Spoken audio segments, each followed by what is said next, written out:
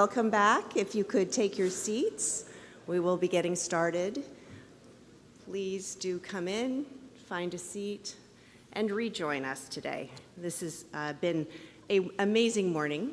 I so appreciated Fatih Birol, Brian Motherway, the IEA team putting this together, as well as the excellent presentations by the ministers. So with great thanks to all of you for joining us today. I'm Jennifer Lakey. I'm the Executive Director of the American Council for an Energy Efficient Economy. And I'm thrilled to have the opportunity to be with you to introduce our important conversation today, which will pick up on one of the themes that our ministers spoke about so eloquently in helping to deliver, to define, and to build the economy of the future. So this high-level panel will focus on how business leadership on energy efficiency can contribute to those goals. So first, let me introduce the esteemed panel that will be speaking today and ask them to come on stage to take their seats. First, we have Kelly Becker, who's the President of North America Operations for Schneider Electric. Kelly holds a bachelor's degree in advertising and public relations.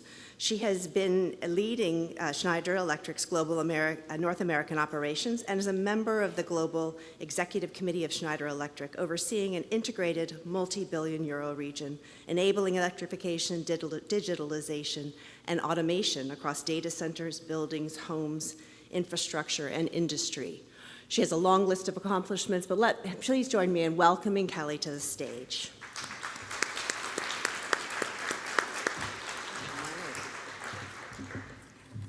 Joining us on stage next, we will have Brandon Spencer, who's the president of the Motion business area and member of the Group Executive Committee of ABB Limited.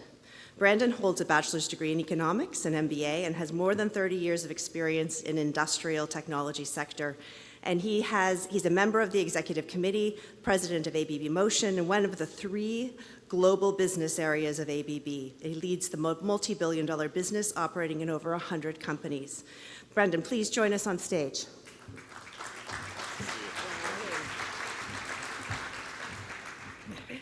Next, we have Christian Strand. Christian is the Climate Solutions President for Danfoss. Christian has a deep experience in the cooling and refrigeration, compressor and heating industries, along with 36 years of diverse experience in varied industries and countries. He is an engineer and provides solutions that increase machine productivity, reduce emissions, lower energy consumption, and enable electrification. Danfoss is a leader around the world, and I'm delighted to welcome him to the stage. Christian.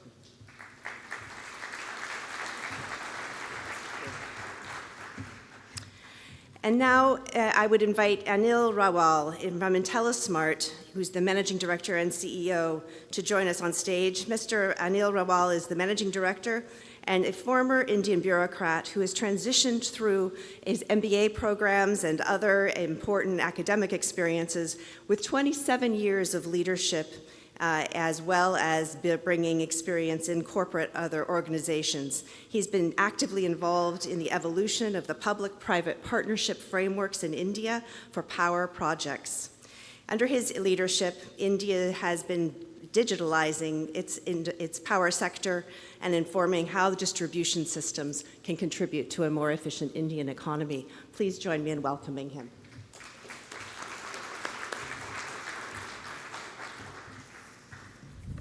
So thank you all for joining us. I want to offer a few quick framing remarks as we move into the conversation with our esteemed panel.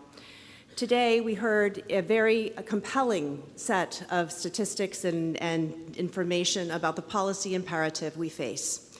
The policy imperative that can be met by business investment, business engagement, and opportunities that business has to strengthen supply chains, improve security, build for the resilient, affordable energy system of the future. The operations of these industries that are on stage, and many of you in the room, have a profound impact on the direction of that future. And through technology, through recognition of the moment that we are in our economy where reinvestment in energy efficiency is paramount, we will have a conversation today about the actions that we can take to build that forward. My organization is a nonprofit research and policy organization that brings in practical solutions to lower bills, reduce energy waste, and build a more equitable system, themes that I know we will be hearing throughout our conversation.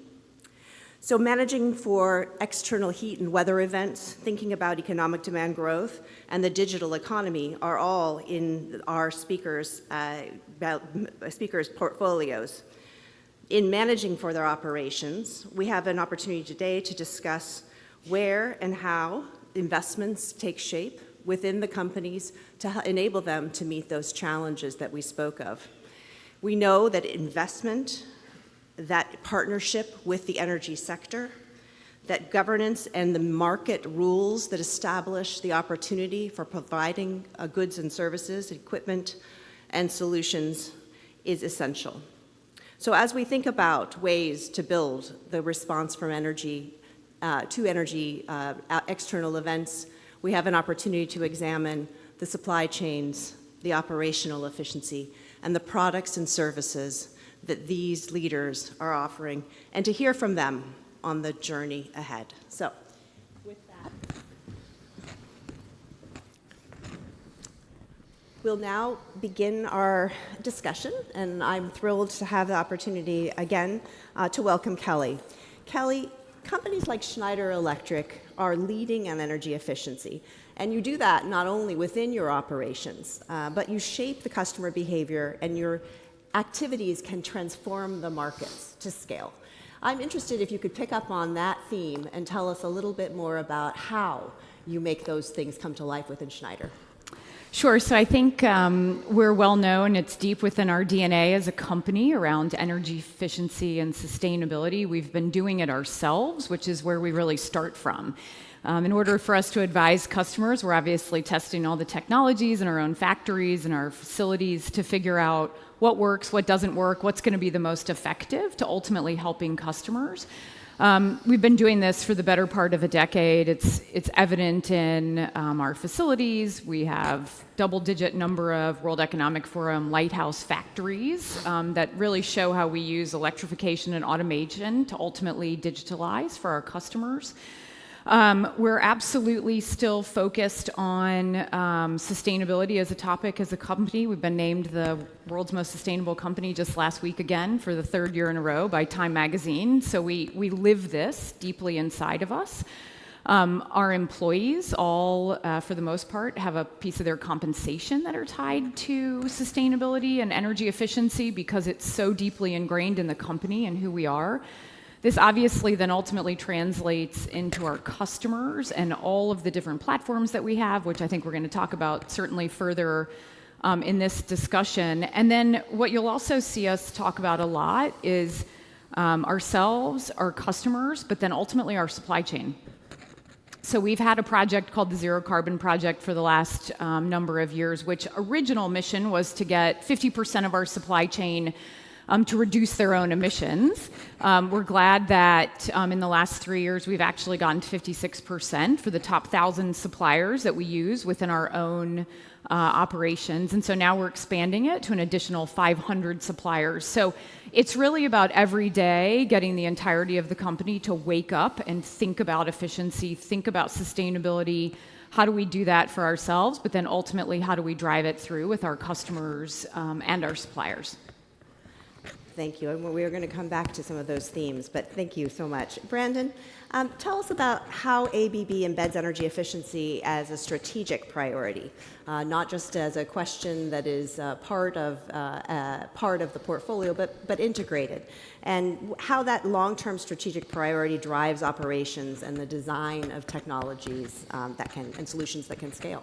Yeah, thanks for having us. It's great to be on stage with other companies that really walk the walk. I think that's probably one of the most important aspects. I mean, you know, for us, we're in our planning cycle right now, our long-term planning cycle right now, and the sustainability side, the efficiency side, all that's part of the organic plan that we build. So it's not an or part of the equation, it's an and part of the equation.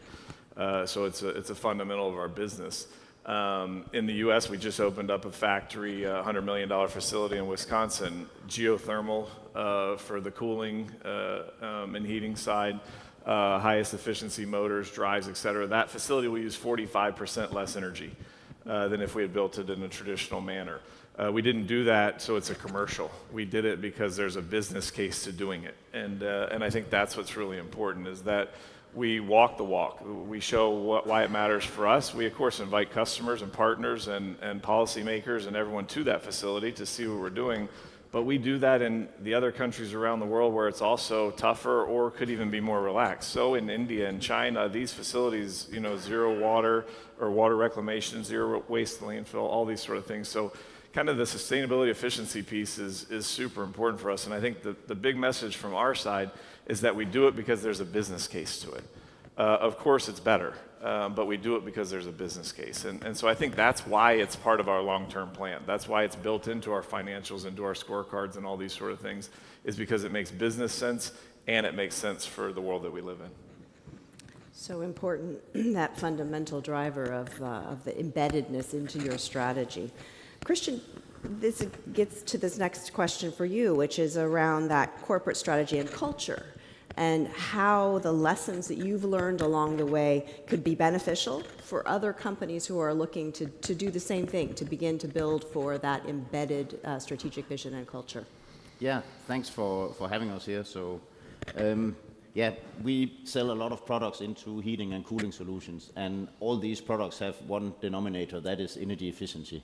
So that is the whole, you could say, value proposition about our components. So how we drive it through the company is that we set some very high strategic target for being carbon neutral by 2030 in all our operations. And here we are talking more than 110 factories and more than 100 countries where we operate. So that we are doing. Then we have the net zero target by 2050. I know some of you have exactly the same, so we are driving that there. And when we do this energy efficiency as the major driver in doing all this, right? So we use a formula where we say we reduce, then we reuse, and then we resource the energy. And of course, we deploy a lot of our own things when we do this, a lot of our own building controls and compressors and heat recovery solutions and so on. And just to give one example also, what Brandon just mentioned, our Norboard campus, where we have 250,000 square meters and 3,500 people working, became CO2 neutral in 2022. And the payback time of everything we did to make that was less than 3 years. So I can just confirm that it is actually very good business to do so. So it's really part of everything we do, and we take it one step further. Also, as Kelly was saying, we also go to suppliers. We call it Green Ask. So we work with our suppliers to make sure that we also get them to be part of the journey. And we go with our customers. We have around the globe 4 application development centers where we, together with our customers, develop solutions to show how our components going into a solution landscape can reduce the energy consumption. So that is how we really try to drive it. So we live it every day. It's part of our value proposition. Thank you. Anil, tell us about how this connects to the digital economy, your work and thinking about digital solution, using data-driven insights to help customers accelerate the immediate efficiency gains. I loved the 3-year payback or the 3-year break even for those investments. And how do you strengthen the longer-term energy resiliency that efficiency and upgraded digital technologies can deliver?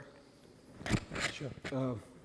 Thank you. First of all, thanks for having me in this prestigious conference. And it's been about 3rd year I have been coming. Every year context has been very, very important. And this time we are talking about energy efficiency and resilience. So what I see about energy efficiency is beyond consumers' behaviors and how do you do better with every unit of electricity and power. So in current context, I think there are 3 conflicting forces which would define energy efficiency. To my mind, first would be energy transition, which is extremely critical and has been critical on account of global climate changes. Second, more important now, is energy security. Recent events and ton of events across globe have already put everybody at risk of energy security. Either you are involved or not involved, it's not material. you are still impacted in a big way. So energy security has suddenly become extremely critical topic. And third, emerging out of these two is grid resilience, whether this energy transition, which is really big and large and critical, and energy security can be managed by this grid. See, to my mind, consumer behavior by saving certain units is one thing which we should always do. But how many millions of units are being lost because they are not being dispatched, because grid is not resilient? Across the globe, there are negative energy charges. More you consume, more you are being paid in certain countries. Even in India, I have seen in same day, per unit charges could be zero. You know, why? Because there's power, but nobody can consume it. Grid is not resilient. I think this is new definition of energy efficiency. What IntelliSmart has been doing exactly this. This trilemma, the intersection of these three forces of energy transition, energy security, and grid resilience make the energy efficiency. What IntelliSmart has been doing over the last few years is working with government to really make the utilities more resilient, grid more resilient, make them more efficient, and that's what our work has been on the digitalization part. So we are working with distribution utilities to really strengthen their networks and provide smart meters at the ground level, which are no touch, no kind of intervention instruments, and provide lots of data in understanding the consumer behavior as well as the grid structures. That would lead us to be more efficient in consuming every unit we generate. You know, this power is no deficit. There's lots of solar power, lots of wind power. How well we consume and use in the grid is the extremely sensitive part. That's what IntelliSmart has been doing along with governments in India. Thank you. Well, I'm really pleased that we've picked up on so many of the themes that were discussed in the opening session. And I want to open the panel portion of this. Thank you for those opening comments. But I want to first pose a question that I believe all of you should be able to help us understand better in this moment. How can business, government, and financial institutions work together to more effectively accelerate that energy efficiency progress that we are all seeking, both in terms of the short-term actions and the long-term security that we know we have to build for, right, this longer-term vision. As we think about that, I'd love to have you think specifically about how your company is positioning that question, this partnership structure that will enable the unlock for energy efficiency to be embedded in the economy of the future. So let me see if we'll start over here with Kelly. Kelly, do you want to take a crack at that? You know, when I first got into this industry 25 years ago, I think companies were pretty closed off, right? What you made was what you made, and that's what you sold into the market. And I think what most of us have realized over the last decade is the scale of the challenges is pretty immense from an energy perspective and from the grid and everything we're trying to add onto the grid. And so what we're finding is that this component around partnerships, it's not enough to do M&A anymore and buy somebody. You have to drive partnerships throughout the whole of the industry, because I think a lot of us have figured out we need a whole lot of big brains working on all of the challenges, but frankly, all the opportunities that we also have. And so we're definitely approaching it from that perspective by saying, through venture funds, and which, you know, a decade ago we wouldn't have sort of been set up that way, but we've gone down that path certainly, and we're doing a lot of partnerships, and most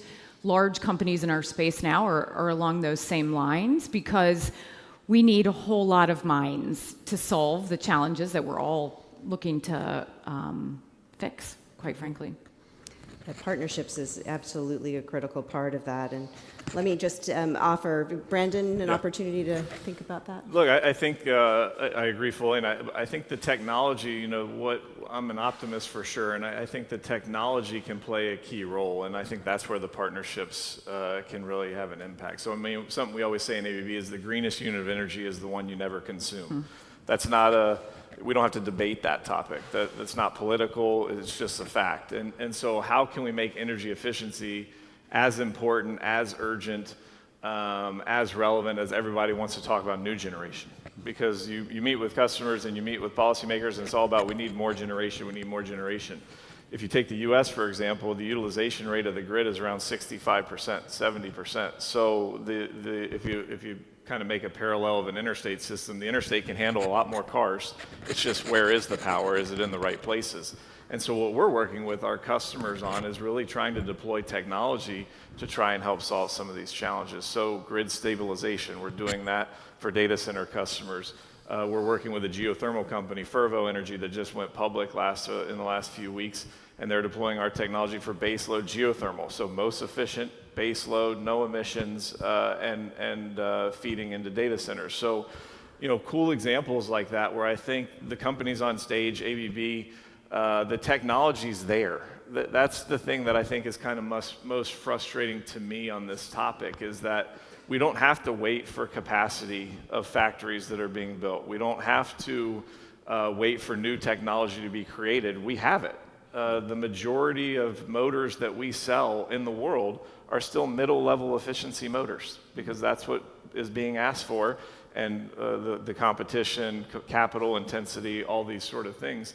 But 45% of the electricity in the world goes through an electric motor. In industry, 60+% of electricity goes through an electric motor. If you want to solve efficiency, solve the challenge with electric motors. Get more efficient motors, put drives on motors. 1 out of 5 motors that could use a drive has a drive on it. So there's all kinds of stats out there that's very real, very now. The companies here have the answers. And we just have to work together with what you said, of the companies that are trying to get off the ground for technology, with policymakers, et cetera, to have an impact, because it's just frustrating that we're walking past power that's there. And, if you can put 10% of energy back on the grid, let's do that. That's the cheapest way to do it, the fastest way to do it. You need no permits. You need no policy induction. The CEO of Hydro-Quebec was a great example. Her passion was clear around how she feels on energy efficiency. And you need leaders like that to take a stand and really dictate that this is how it's going to go. And we're ready. I think it's so important to connect the pieces at the system level efficiency with the individual components or actions that you can take at that product level. And so that span is really an important part of what we need to do in this reimagining and build forward for the energy efficiency movement. So let me ask Christian, how would you think the partnerships then come to life? What is it that we do to make these partnerships, and perhaps an example from Danfoss? Yeah, I definitely agree with my two colleagues here that we need the partnerships to speed up things. Speed is important, and also to bring in the technologies, and then we need to scale. Our challenge with energy efficiency is that we have all these examples around, we don't have the big scale, right? So we need to be able to scale this together. And then a little bit, Brandon mentioned now the motors. I would say in general to the policymakers, please put requirements out there, right? And do it long term. Don't like on off. We can take building codes, and we can take minimum energy efficiency standard for data centers and other things. Then we will come with the technology.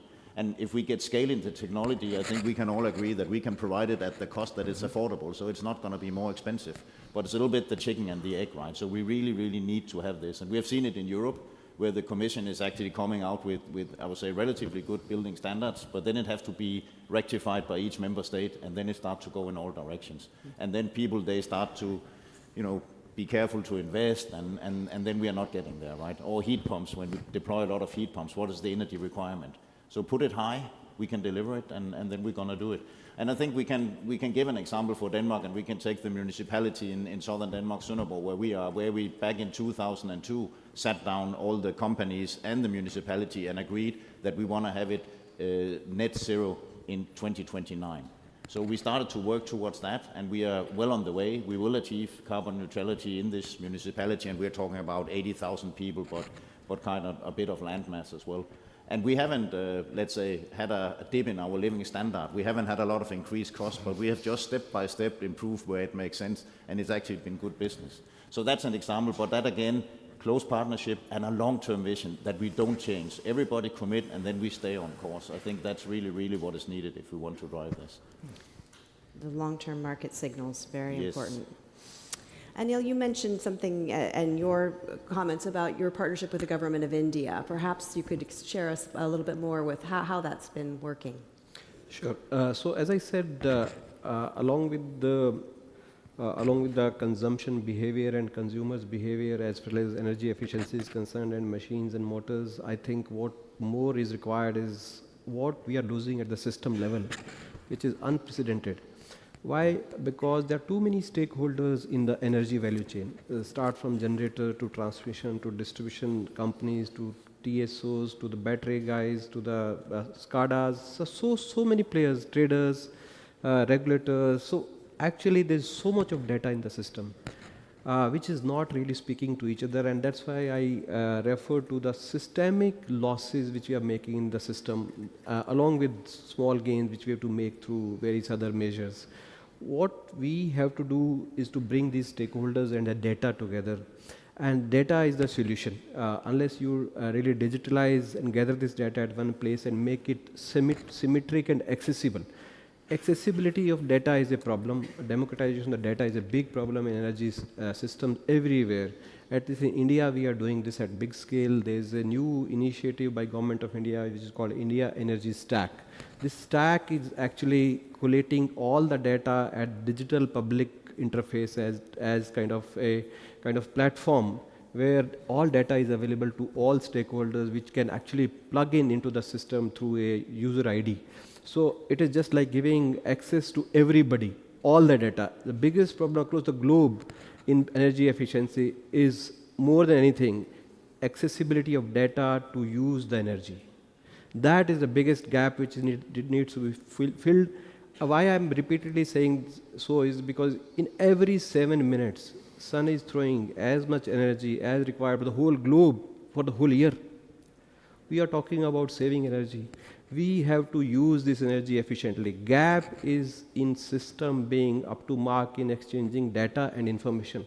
This can be done only by better digitalization, and India has taken a massive lead in this on this structure where, as I said, they are making India Energy Stack, where anybody can plug in and access the data and use it efficiently.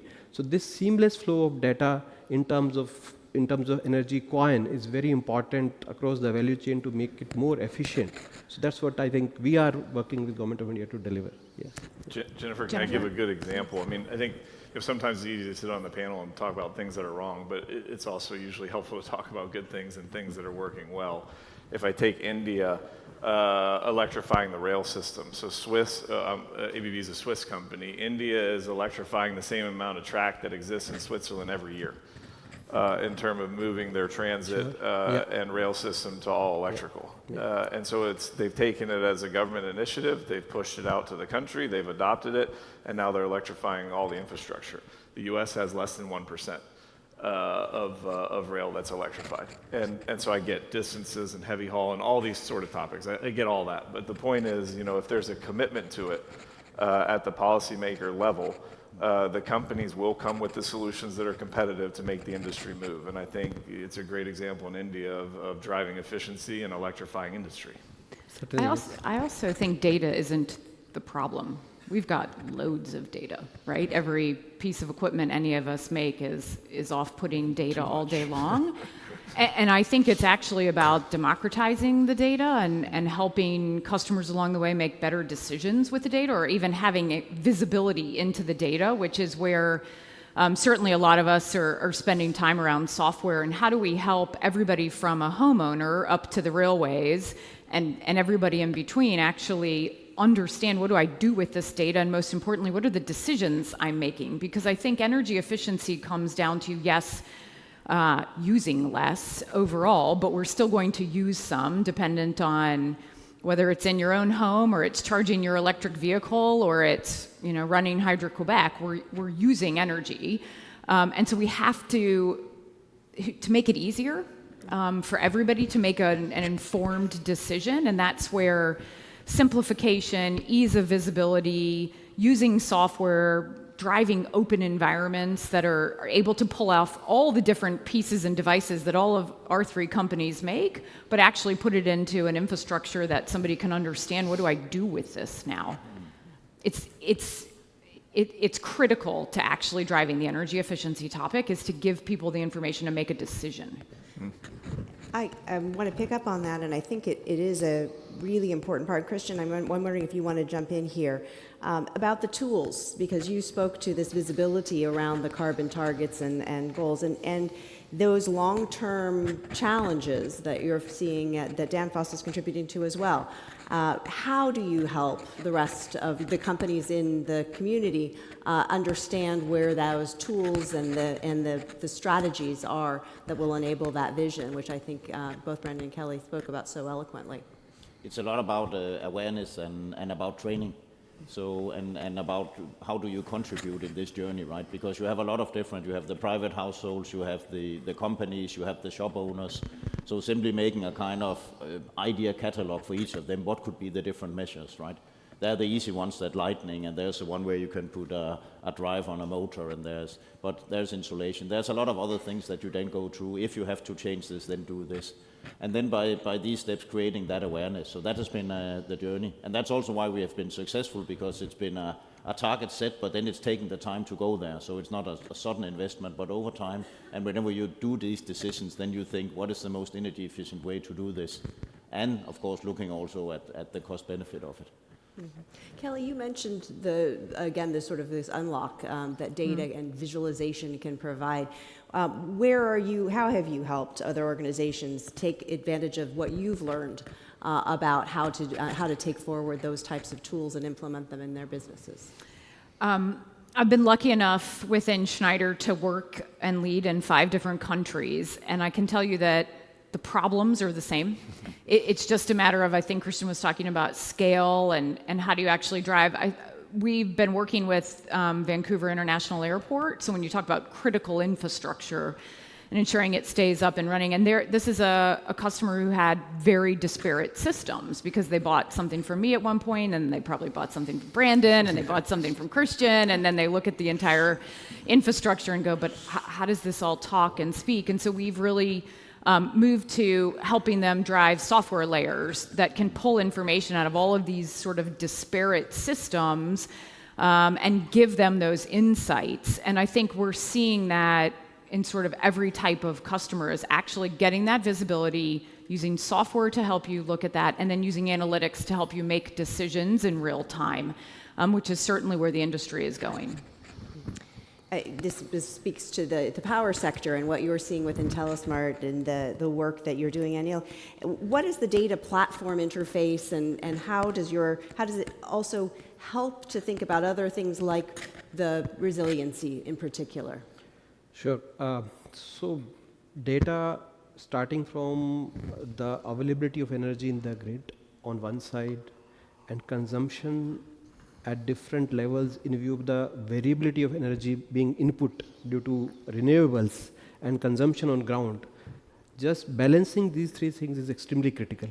And when there are multiple utilities working on the same grid, at the end of the day, there's only one grid which actually is supplying to different utilities, and there is variability of energy being pumped into the system.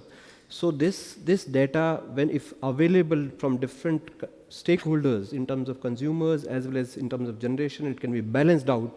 It will actually allow lots of energy to be utilized better, to be same unit being delivered more efficiently to the consumers, and hence avoiding losses on the grid. This actually also means lots of systemic efficiency improvements on the utilities side, because those are the neglected areas in many parts of the globe, because they are not best at energy efficiency and systemic efficiency improvements. They don't invest back onto the grid. Because they don't invest back onto the grid, again they are mismanaging the grid and again making heavy losses. That is what example has emerged in India, because a few years back people will recall that India was losing about 30% of energy from the point of generation to the point of delivery to the consumers, which has now got down to about 15%. That itself means millions and millions of units.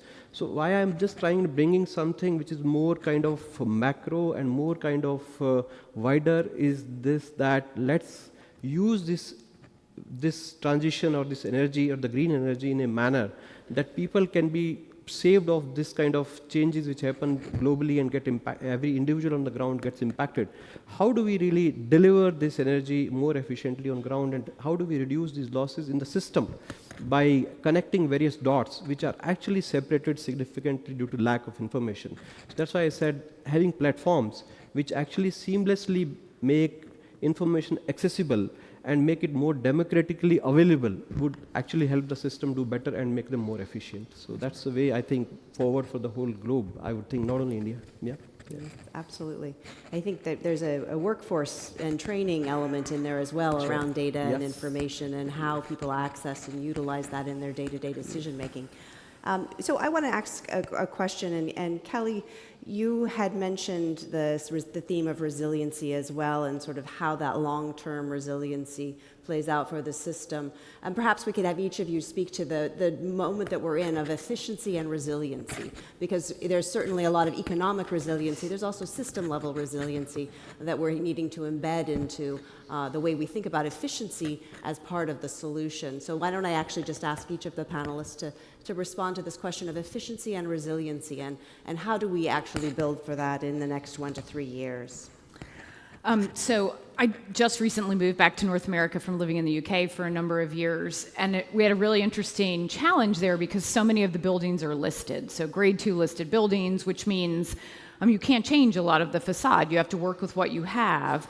And at Royal Botanic Kew Gardens, which is a British institution, if you will, we spent a lot of time talking to them about energy efficiency and ultimately resiliency. You're talking about Victorian-era buildings that couldn't go down, right? Rare plant species that have come off islands around the world that are extinct anywhere else. And so lots and lots of conversations about where is that broad line between driving to energy efficiency, using less, as I think a lot of the panelists have been talking about, but ultimately resiliency and ensuring how do we use backup power to ensure that we sort of wouldn't lose these priceless artifacts, if you will.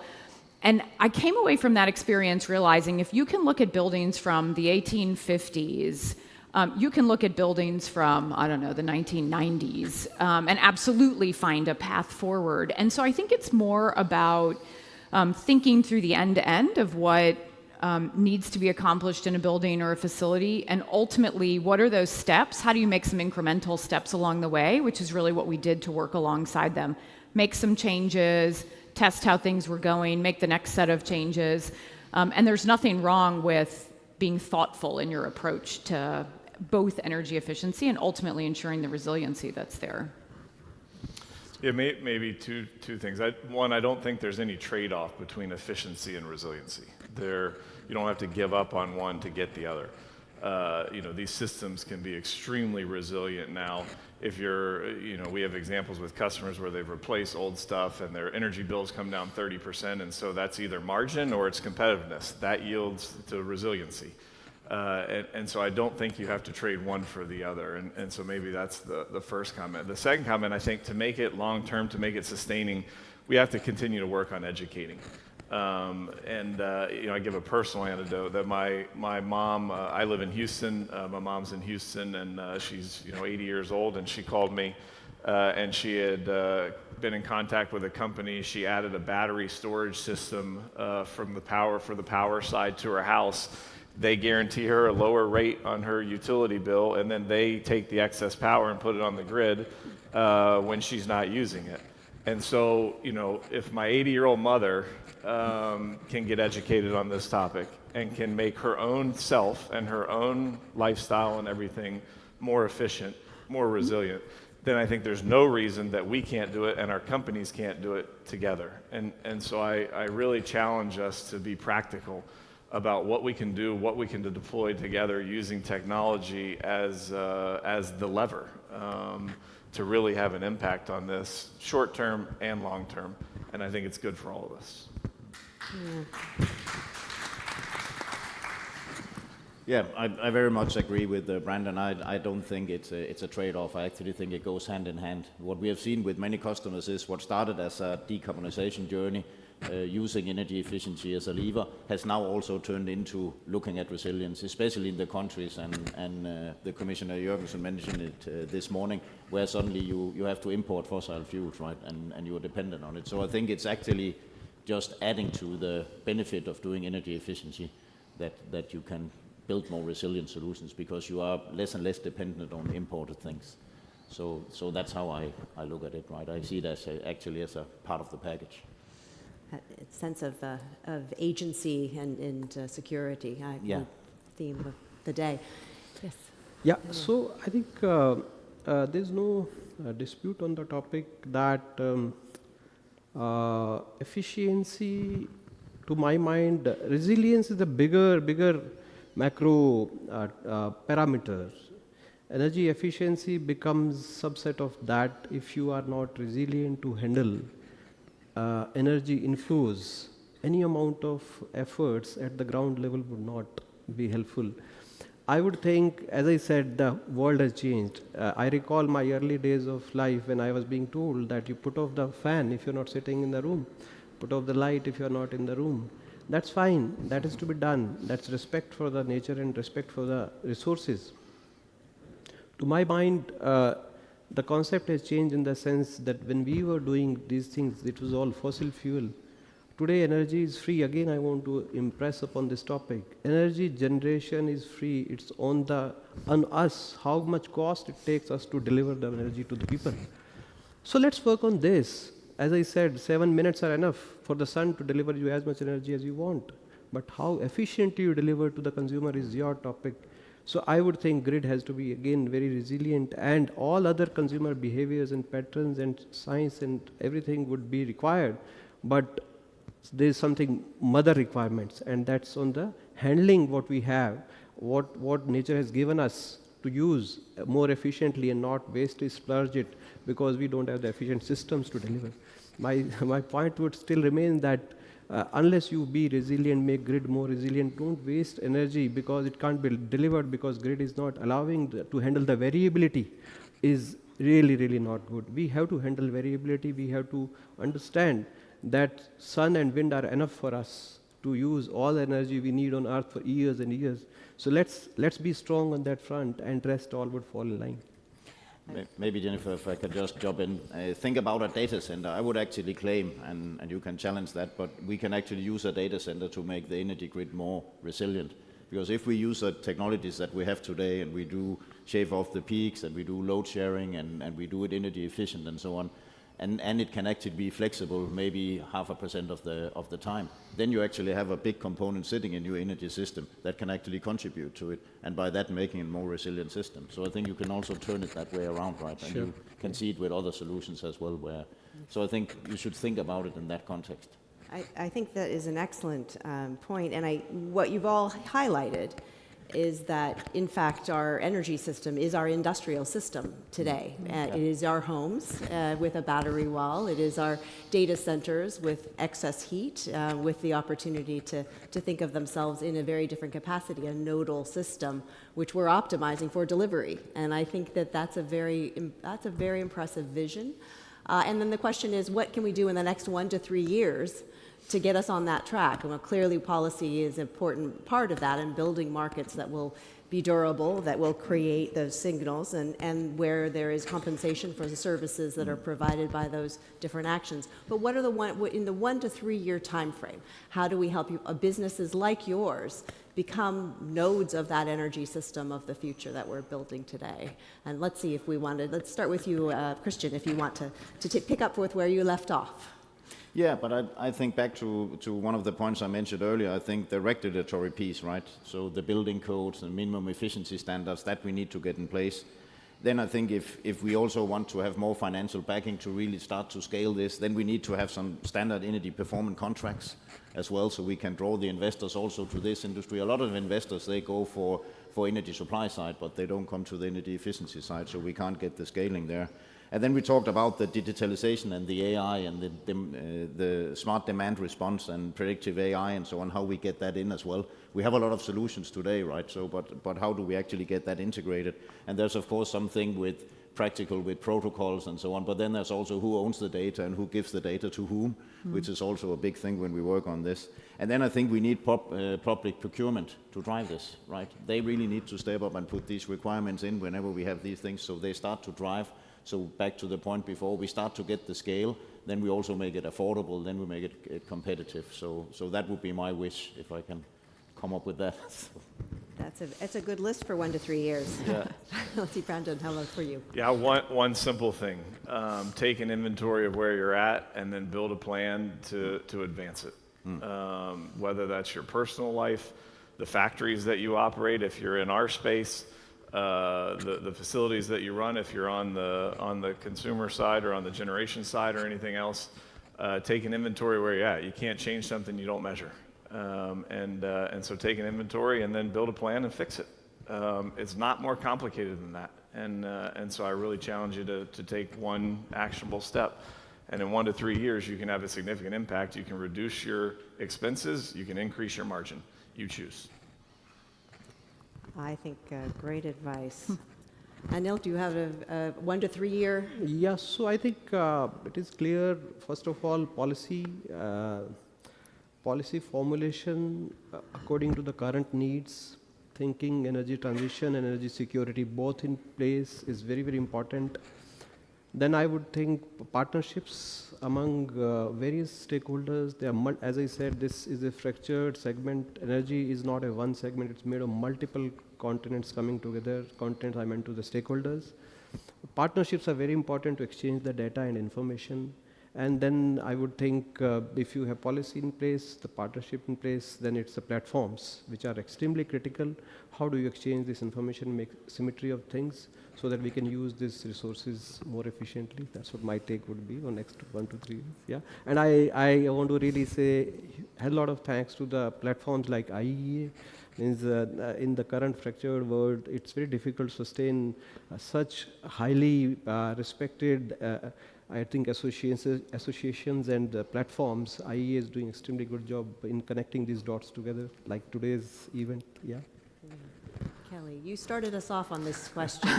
I agree with everything my fellow panelists would say. I would also just say everybody in this room is interested in this topic. So it's sort of like all of us looking at each other in a mirror. And I would take what Brandon said a bit of a step further that says, what can you do in your environment and your community to help people actually understand what we're even talking about? I tend to use electric vehicles as a really good example because it's something that most consumers understand or have been thinking about. Do I buy one? Do I not? What does that look like? And it's a topic that people can understand. When we start talking about grid modernization, I think the average person is maybe not that interested. And so what can each of us do to help spread the mission and the conversation? Because if there's anything that we're seeing, I think, the climate is asking us to help spread our messages and to understand and to talk about that. It's pretty clear based on what we're seeing. And so I would say, what can you as an individual do to help us all move forward, not just in your capacity as a company or as a CEO, but as your capacity as a citizen and part of a community? I think we've hit on a number of themes that really demonstrate what leadership means. And at this moment, this panel has focused on where you're seeing leadership emerge from within your own company and the operations and the products and services you provide, and where the individual and the community can take action. I want to just close us off with this thought, which is that in fact we are redesigning the system. We are bringing efficiency central to that system. And when we've spoken about that partnership structure that we need with policymakers, with institutions that are going to be making those decisions in the 1 to 3 years, each of your companies has a really critical role to play in bringing forward those examples of leadership and how that emerges. So I want to just note that we've spoken about the data, the tools that are needed to be able to help decision makers. We've spoken about the need for standards and codes that bring the viability of the products that we already know exist, those motors, the drives, the compressors. We know that these technologies are there, and yet there isn't access to know what does that deliver to our new energy system, and how does those efficiency investments deliver the resiliency, deliver the longer-term performance, the ability to interact digitally with the energy system. And so in my closing, I just wanted to say that this 1 to 3 year vision is critical, and that the actions that we take as companies, as individuals, and within our communities to engage policymakers and the governance of the energy system with this vision this is the moment to redefine and rebuild those types of partnerships and approaches. So with great thanks and admiration for all that you are doing on leadership and business for energy efficiency, please join me in thanking our panel.